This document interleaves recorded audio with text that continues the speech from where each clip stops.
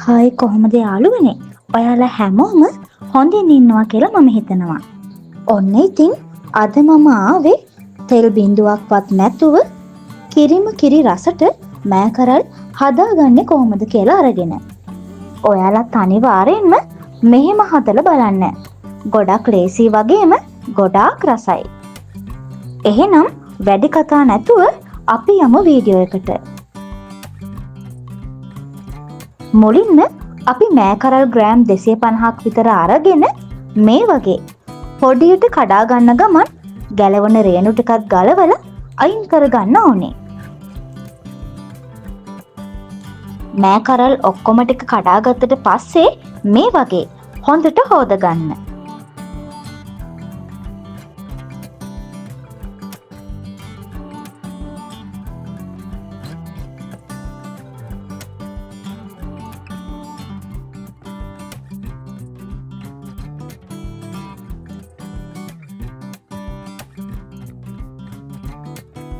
ඊට පස්සේ මද ගින්දරේ මේ වගේ භාජනයක් ලිපේ තියාගෙන රත් වුණාට පස්සේ පොල් කිරි මිලිලීටර් 250ක් දාලා ඒකටම කහ කුඩු තේ හැඳි කාලක්, ගම්මිරිස් කුඩු තේ හැඳි භාගයක්, ලුණු කුඩු තේ හැඳි භාගයක්, ඒ වගේම මිරිස් කුඩු තේ හැඳි භාගයක්, අබ කුඩු තේ හැඳි කාලක්, අමුතුන පහ තේ හැඳි භාගකුත් දාලා ආයෙත් ඒකටම කපාගත්ත සුදු ලුණු බික් 4ක්, කපාගත්ත අමමිරිස් කරල් 2ක්, කරපිංචයිත් එක කොළ, රම්පෙ කෑලි 2ක්, කපාගත්ත ලොකු ලුණු ගෙඩි භාගයක්, කපාගත්ත තක්කාලි ගෙඩියකුත් දාලා ඒකටම අපි කඩාගත්ත මෑකරල් ටිකත් මේ වගේ දාගෙන පියනින් වහලා විනාඩි 5ක් ලිපේ තියාගන්න. විනාඩි 5කට පස්සේ මේ වගේ හොඳට මිශ්‍ර කරලා තව විනාඩි 5ක් මද ගින්දරේම තියාගන්න. ඔයාලත් මතක ඇතුව මෑකරල් එක මද ගින්දරේම හදාගන්න. මොකද එතකොට තමයි හොඳ කිරි රසට අපිට මේක හදාගන්න පුළුවන් වෙන්නේ. විනාඩි 5කට පස්සේ පොල් බෑයක මිටි කිරි දාලා හොඳට මිශ්‍ර කරගන්න. හොඳට මිශ්‍ර කරගෙන විනාඩි 5ක් ලිපේ තියලා විනාඩි 5කට පස්සේ ලිපෙන් අයින් කරගන්න.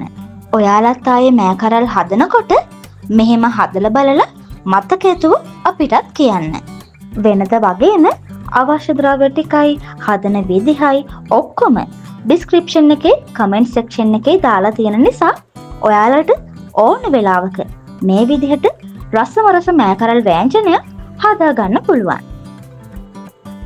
ඒ වගේම වීඩියෝ එක හොඳයි නම් ලයික් එකක් කමෙන්ට් එකක් දාලා මතක ඇතුව යාළුවන්ටත් බලන්න ෂෙයා කරන්න.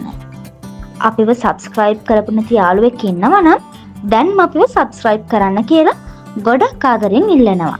ආයෙත් මේ වගේ රසමරස වට්ටෝරුවක් අරන් එනකන් අපි ගිහින් එන්නම්. ඔයාලා හැමෝම පරිස්සමෙන් ඉන්න.